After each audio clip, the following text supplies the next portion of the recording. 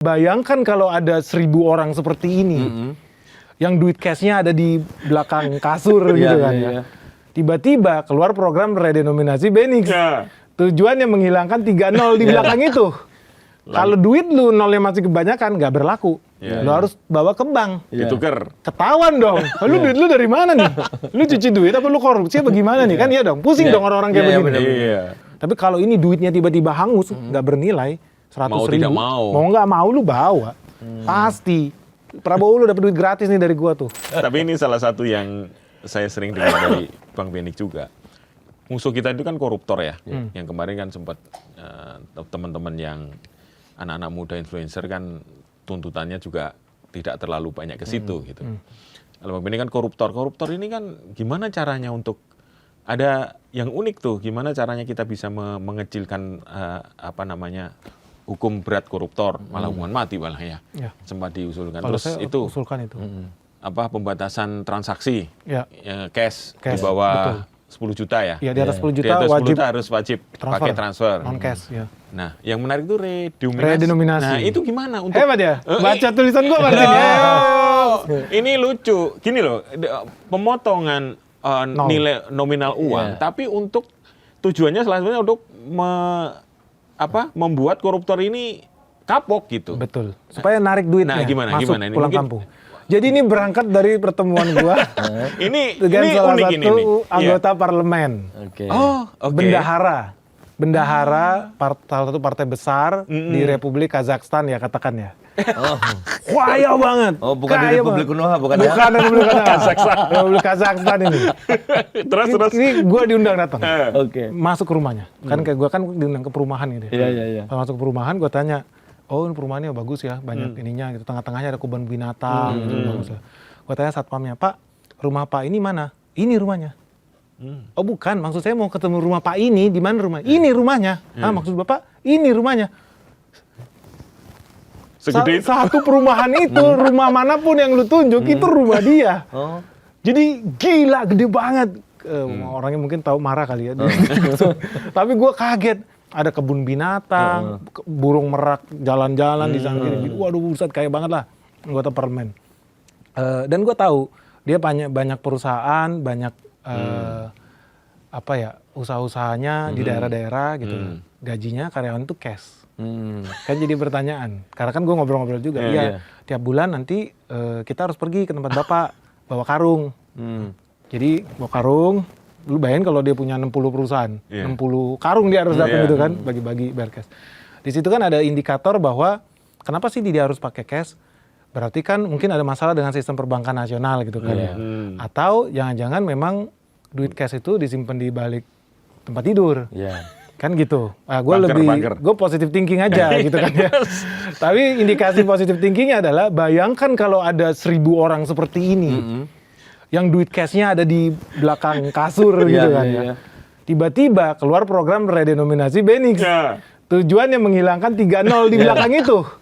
Kalau duit lu nolnya masih kebanyakan, nggak berlaku. Lu harus bawa ke bank. Ditukar. Ketahuan dong. Lu duit lu dari mana nih?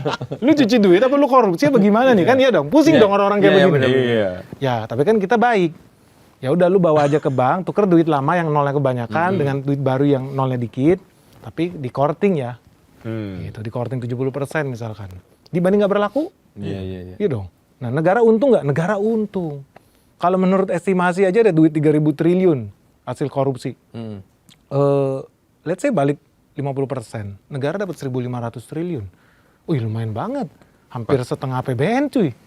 Bahkan kemarin kita waktu wawancara Pak Said Didu, ada 7.000 triliun yang tidak masuk sistem.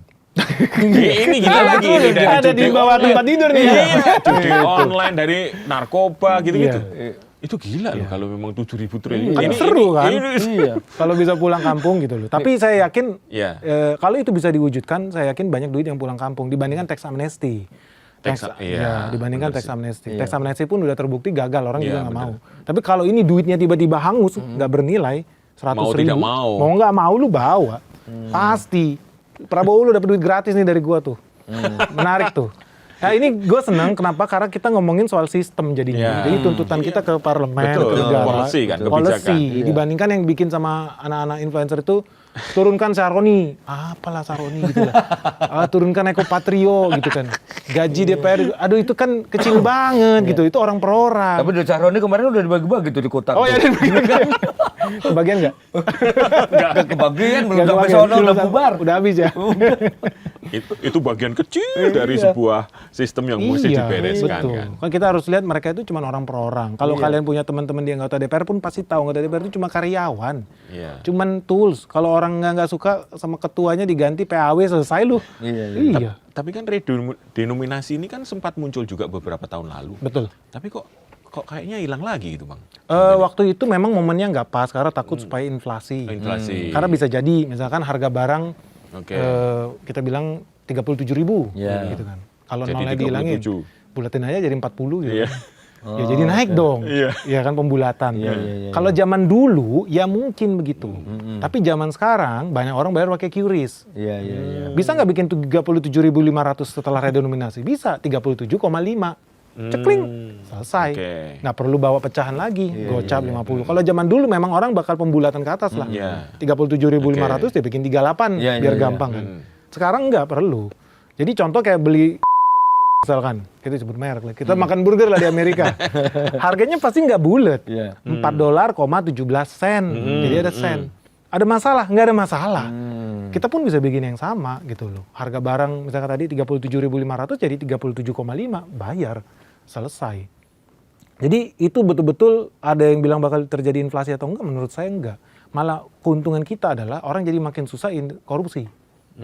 Udah jelas makin susah korupsi. Orang mulai bertanya-tanya, lu bawa duit cash kemana? Gue punya cerita bagus nih, zaman dulu di Belanda mau kuliah.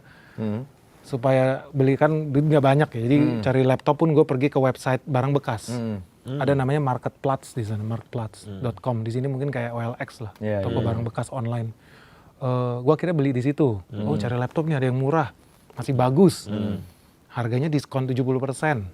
Bawalah duit mungkin sekitar 300 euro lah zaman itu. Transaksi di stasiun.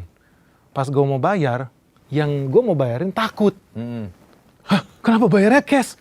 Saya nggak berani. Takut dia. Karena dikira ini transaksi uang apa ini? Uang haram apa gua habis nodong di mana apa jual ganja kah? Takut. Jadi lu bayangin orang di sana takut gua mau bayar 300 euro. Takut. Karena udah mentalitasnya tidak bisa cash. Nggak bisa gitu loh. Aneh.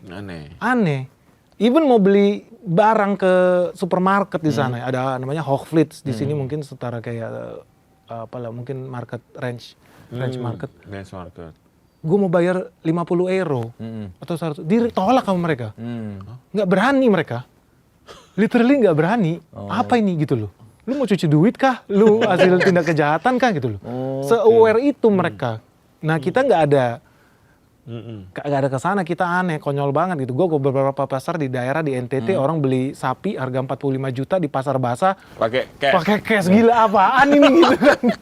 Yang bener aja pasti nggak bayar pajak ini orang, yakin gue kan gitu kan. Negara jadi rugi. Negara yang dirugikan karena nggak gitu. masuk sistem keuangan negara. Nggak masuk ke sistem keuangan negara yang dirugikan. Nggak terdeteksi. Betul. Padahal dia pasti bawa sapi itu ke pasar pakai truk, pakai fasilitas negara, menikmati aspal yang mulus itu, menikmati pelabuhan, kapal pelni yang harganya di diskon, tapi dia nggak bayar pajak. Jadi banyak juragan-juragan sapi omzet miliaran nggak ada bayar pajak. Aneh, ya nggak bisa terdeteksi karena duitnya duit di luar sistem keuangan gitu. Aneh. Betul. Tapi kalau mereka sudah dengar mau ada kebijakan itu kan ini orang-orang yang punya akses gitu ya. Nanti tiba-tiba wah saya belikan dulu nih emas, belikan dulu mata uang dolar Amerika, dolar Singapura gitu gimana? Oh gampang. Gimana? Lakukan pembatasan. Pembelian? Iya. 1 bulan masa penukaran. 1 bulan Antam tahan barang, nggak ada masalah. Emas nilainya nggak busuk, nggak bekarat. Kan kita 1 pintu nih emas kita nih di Antam. Tutup keran, nggak usah jual. Tahan aja, ada masalah nggak?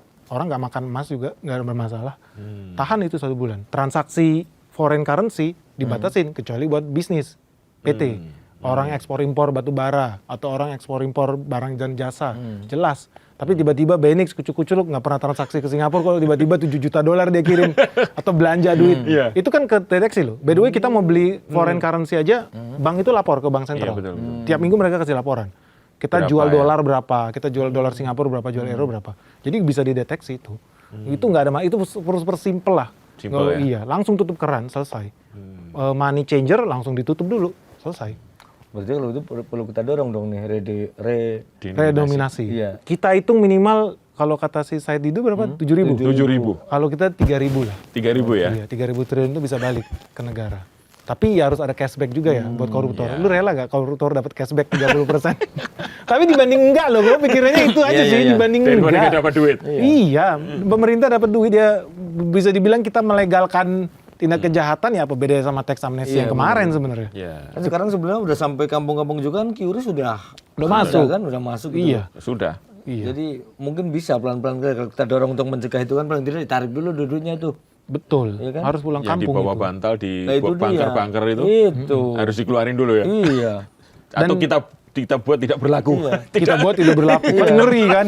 Gawat, gue udah Gawat, udah satu nyewa mobil. ruangan. Iya, karena paling tidak kan gambarannya gini, mungkin tidak semuanya ya, kita disclaimer nggak semuanya lah, tapi contoh Ya. aja kemarin ketika Roni kan, itu kan begitu rumahnya di ini, ternyata ada duit itu loh, mungkin yang modal beli gitu di Indonesia juga Banyak gitu loh. Nah, banyak di makanya. Jakarta Selatan. Tuh. Apa lemari besi segede ruangan ini isinya duit semua, Nah, banyak. tuh. Ada yang khusus nyewa rumah untuk Taruh duit. Taruh Iya, duit. di Singapura ada apartemen-apartemen. nah, tuh kan. Ya kan bener tuh Di dikurangin Jakarta nolnya Selatan ada pusing juga. tuh ntar tuh. Iya, pusing pasti. Iya, sementara yang lain mau ngeliat duitnya susah, pantesan duitnya disimpan di sana. Makanya kering di bawah. ya. Itu dia, boro-boro terima mau ngeliatnya aja susah. Betul, Orang betul. Ditaruh dalam rumah, ditutup-tutup, dikunci pula kan. Iya. Aduh. Bayangin 3.000 triliun berarti 10 IKN jadi ibaratnya. Kita punya 10 IKN di planet Mars pun kita bangun di ibu kota gitu kan. Enak banget itu. Tapi gini, Bang Benik, ini kembali ke Pak Purbaya ya. Pak Purbaya ini kan juga sudah mendapatkan dukungan lah ya secara publik ya. Iya. Meskipun juga ada yang anti, itu wajar Normal lah. lah. Cuman kan masalahnya adalah bagaimana dengan dia menghadapi internal mereka di Kementerian Keuangan yang mungkin gayanya masih gaya yang lama, kan 10 tahun dipimpin dengan gaya yang stabil di posisi yang Iya. kalau Ngap-ngapan. orang Stabil orang, ngap-ngapan. iya, orang Jawa itu maga gitu ya, antara iya dan tidak gitu. Gimana Bang? Kan ini kan tidak gampang ya mengubah mindset yang sudah 10 tahun. Lebih lah. Lebih mungkin. Kan dari era SBY. Nah ya itu, gimana itu? Itu urusan Purbaya lah. Dia kan dibayar buat ngerjain itu ya. Oke. Tapi saya rasa bisa sih, kalau saya lihat dia kayaknya orangnya nggak terlalu kaku.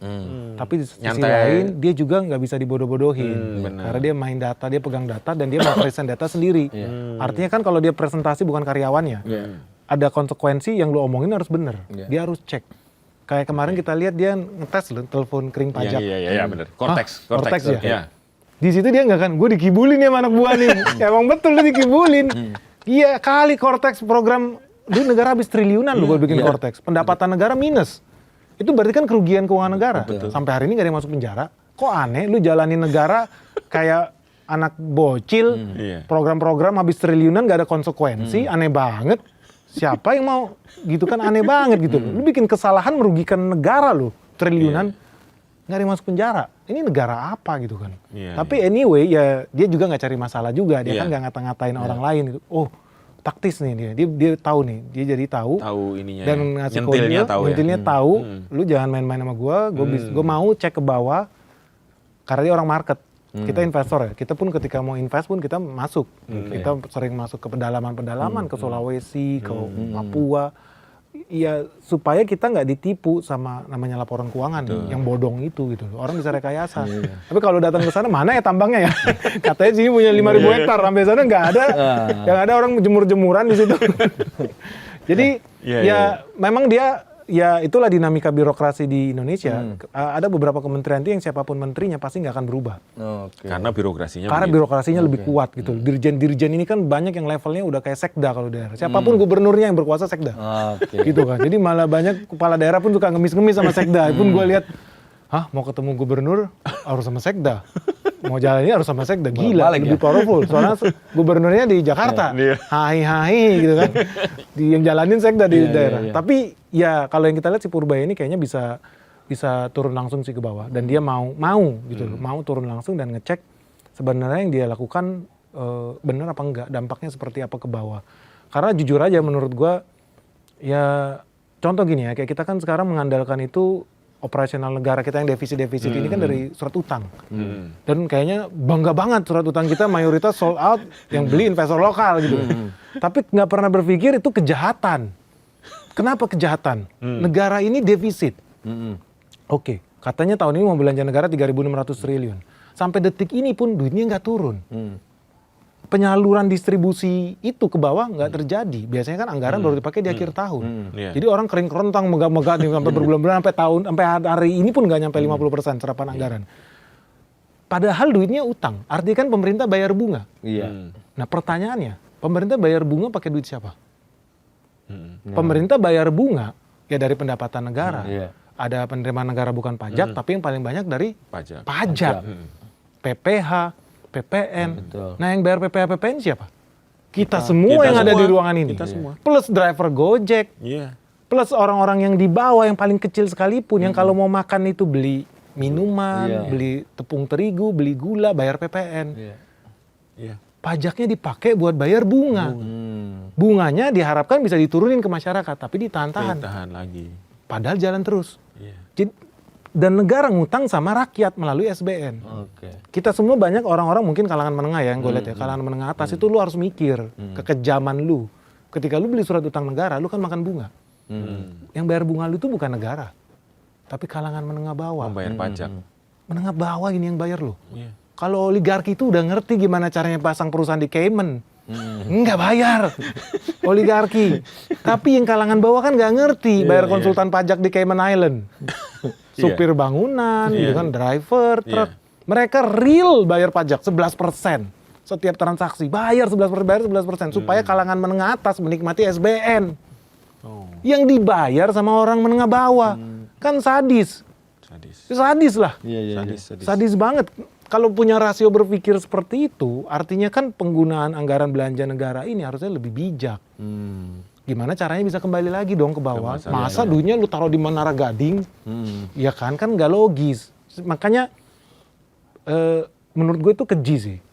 Itu keji. Ketika dia turunin 200 triliun itu ke bawah, ya harapannya juga Direktur Himbara ini punya otak juga buat salurin itu nggak ngasal-ngasal ya. Ya ekonomi jadi hidup kan di bawah. Orang penciptaan lapangan kerja itu pasti jalan. Dan kita hitung pasti jalan. Jadi dari rakyat ya kembali ke rakyat. Bukan dari rakyat buat Menara Gading gitu loh. Aneh banget.